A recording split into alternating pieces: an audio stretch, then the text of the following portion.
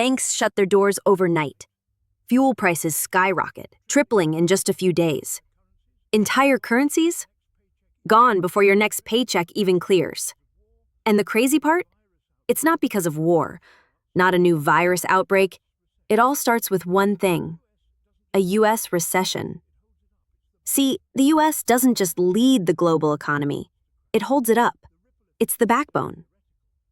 So, what happens when that backbone starts to crack? The ripple effects aren't just theoretical, they're real, and they're already showing. Right now, there are countries barely hanging on, buried in debt, heavily reliant on U.S. trade, aid, or investment, just to keep their economies afloat. And if the U.S. starts to falter, it won't just be a jolt. They could completely collapse. So, which nations are teetering on the edge, and how close are they to falling off the cliff? Let's break it down. Number 10, Argentina.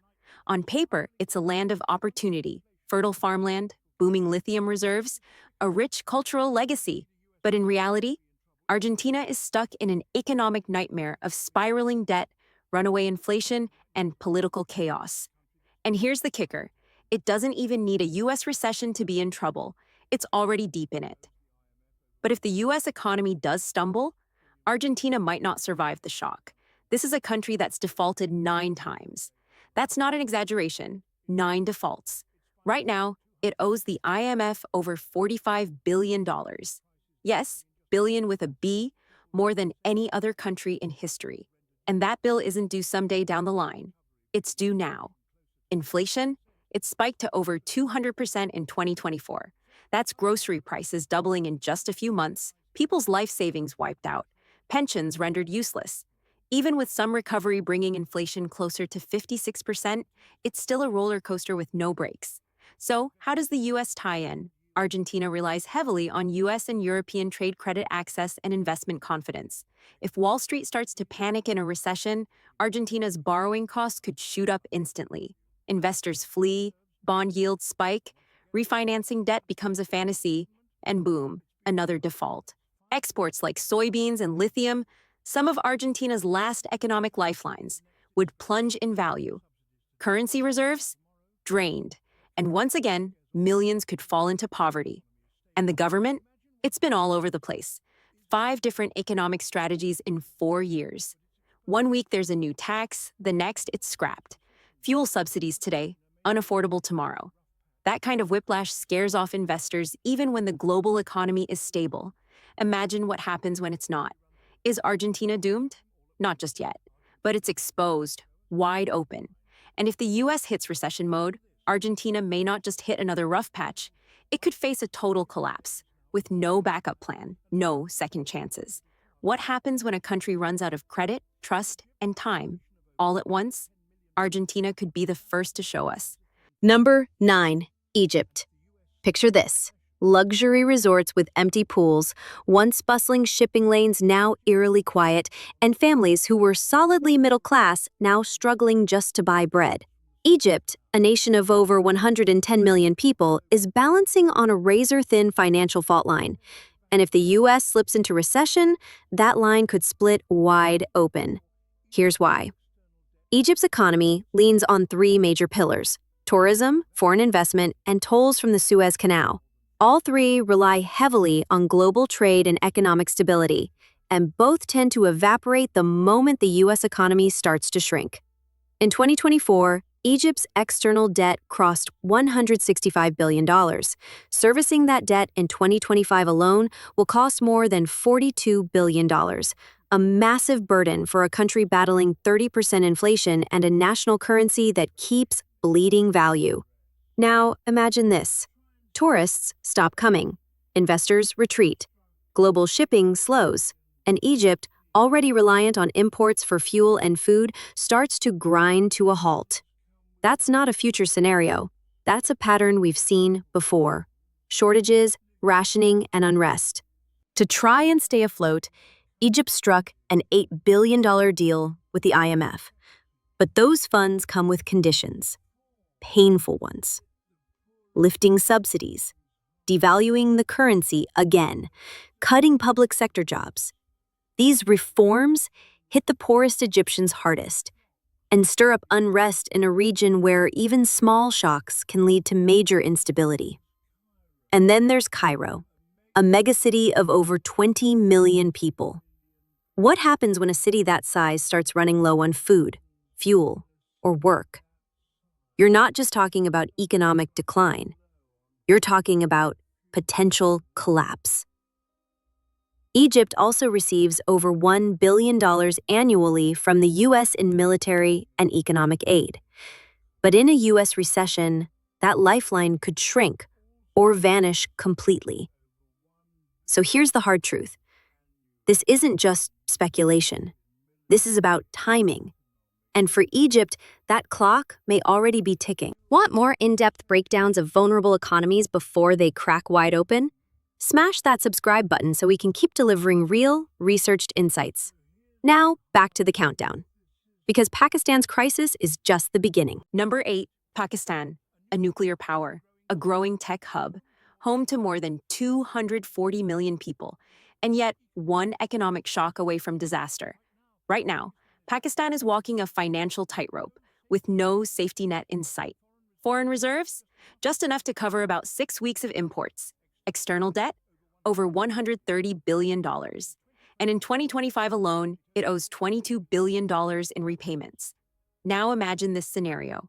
The United States, Pakistan's biggest trading partner and top source of remittances, slips into recession. What happens? Remittances? Drop off a cliff? Foreign investment? Gone? Imports? Stuck at port? And the Pakistani rupee? It doesn't just fall, it crashes. We're talking fuel shortages, hours-long blackouts, and food prices soaring out of reach for millions. These aren't what-ifs. They're patterns Pakistan has already started to experience. But a U.S. downturn could turn a slow bleed into a full-on collapse. Without a steady flow of U.S. dollars into the country, Pakistan's economy grinds to a halt, and with it, the basic fabric of everyday life. To try and stay afloat, Egypt struck an $8 billion deal with the IMF. But those funds come with conditions, painful ones. Lifting subsidies, devaluing the currency again, cutting public sector jobs. These reforms hit the poorest Egyptians hardest and stir up unrest in a region where even small shocks can lead to major instability.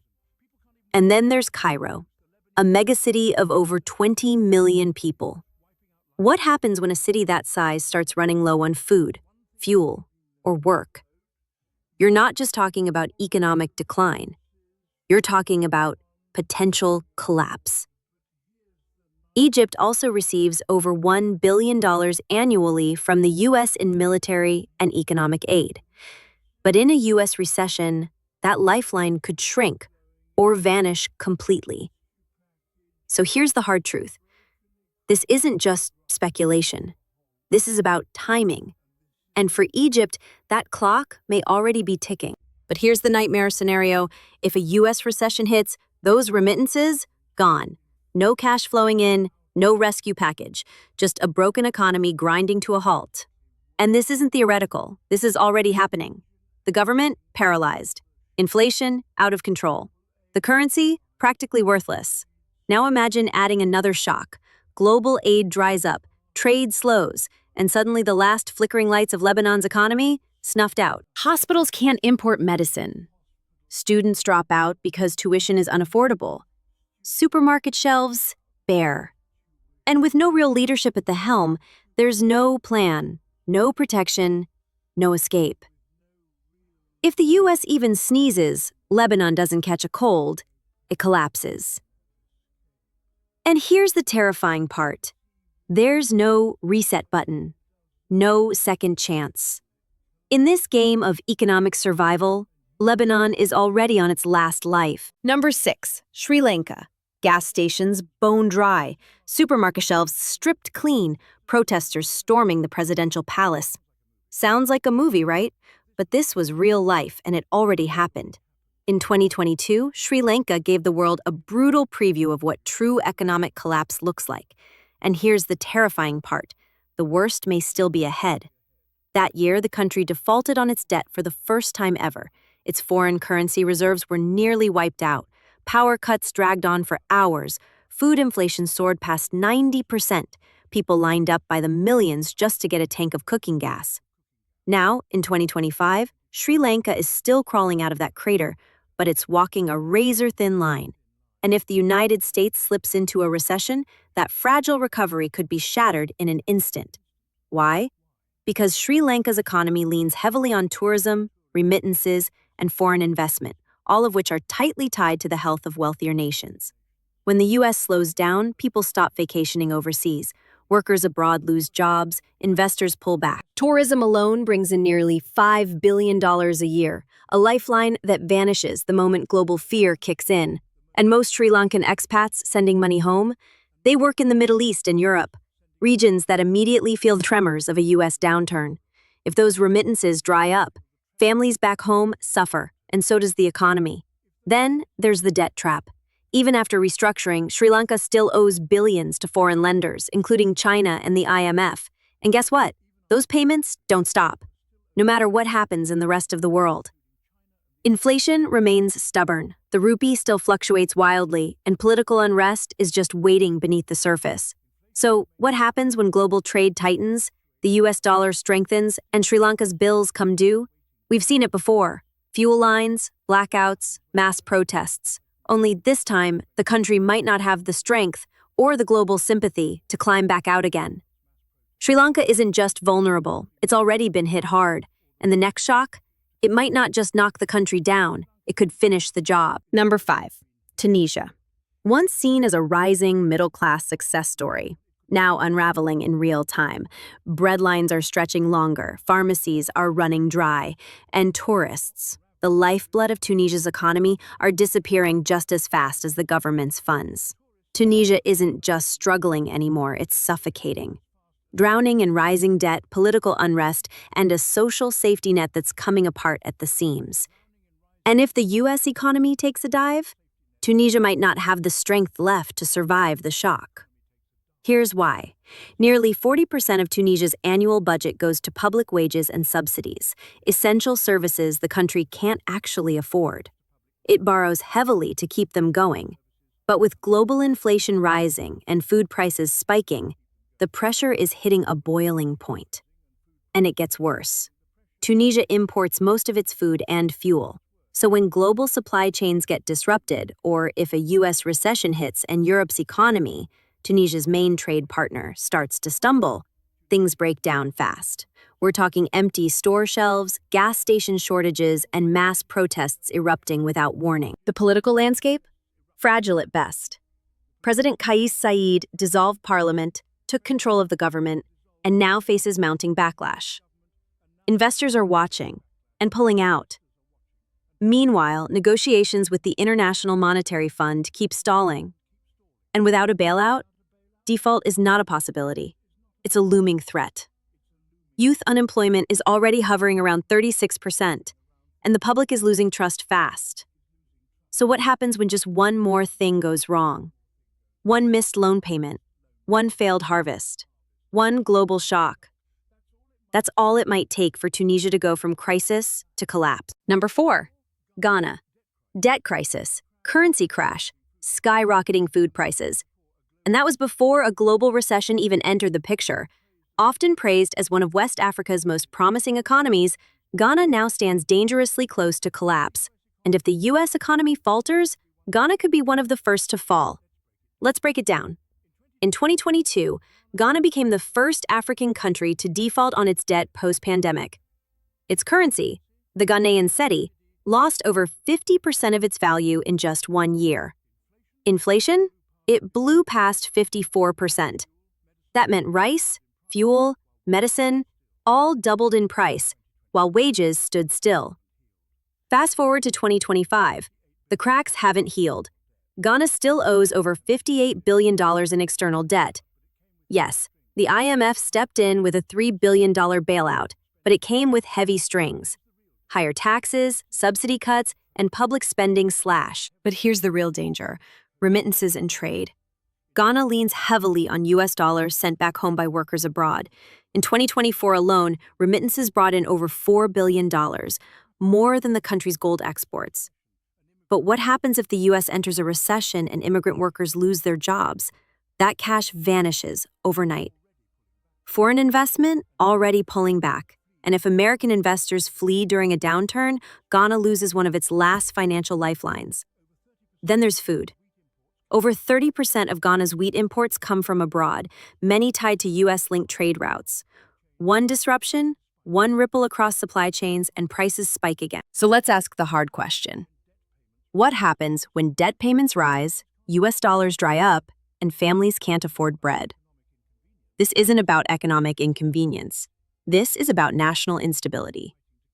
The Ghanaian government is fighting to keep things stable. But when you're this dependent on outside cash, especially from the United States, one global shock can unravel everything. So is Ghana resilient enough to weather the next storm? Or is it just one U.S. recession away from reliving its darkest chapters? Number 3, Zambia. The copper mines are still running, but the silence inside government vaults, that says it all. Zambia is running on borrowed time. Once riding high on global demand, today its economy is tangled in a web of debt, default, and dependence. And if the U.S. enters a recession, Zambia might not just stumble. It could go dark. Let's start with the foundation. Zambia is Africa's second largest copper producer, and copper alone brings in over 70% of its export revenue. But here's the catch. Copper prices rise and fall with global demand. So when the U.S. economy slows down, demand collapses, prices nosedive, revenues vanish. Then comes the debt. Zambia was the first African country to default during the pandemic in 2020. And 5 years later, in 2025, it's still trying to restructure over $13 billion in external debt. Private creditors, China, multilateral lenders, all tangled in slow-moving negotiations. Meanwhile, interest rates in the West keep climbing. The Zambian kwacha keeps weakening. And the repayments? They're becoming impossible. Food and fuel prices are already sky high. If the U.S. economy crashes and investors pull out again, capital flight returns in full force, and Zambia won't just miss a payment, it could spiral into another full-blown economic collapse. But beyond the numbers lies the human cost. Nearly half the population lives in poverty. Schools rely on donor funding. Hospitals depend on imported medicine. Any disruption, whether to aid, trade, or remittances, creates instant, life-threatening shortages. Foreign direct investment? Already scarce. And if U.S. investors pull back even more, projects freeze, jobs disappear, progress stops. Yes, the government has tried to act. They've floated the currency, they've embraced austerity, they've partnered with the IMF, but reforms take time, and Zambia is out of time. So ask yourself, what happens when copper prices crash, the debt clock keeps ticking, and the outside world stops sending help? Zambia isn't just vulnerable, it's wide open. Number 2, Jordan. How long can a country survive when it imports over 90% of its energy and has no oil of its own? Jordan walks a financial tightrope every single day. No safety net, no second chances. This small desert nation relies on a delicate mix of foreign aid, fragile alliances, and IMF loans just to stay afloat. And here's the scary part. If the United States slips into recession and global aid slows even slightly, Jordan's balance could tip in a matter of weeks. On the surface, it looks like a success story. Wedged between regional chaos, Syria, Iraq, Israel, Palestine, Jordan has remained remarkably stable. But that stability comes at a massive cost. Public debt now exceeds 100% of its GDP. Youth unemployment hovers near 50%. Food prices spiking. Water growing scarcer by the year in one of the driest places on Earth. Now, imagine this chain reaction. Remittances from Jordanians abroad shrink. European tourists cancel trips. Foreign aid gets delayed or reduced. What happens next? The economy, already paper-thin, begins to crack. Energy costs rise, shelves start emptying, tensions grow, and the public, already struggling, hits a breaking point.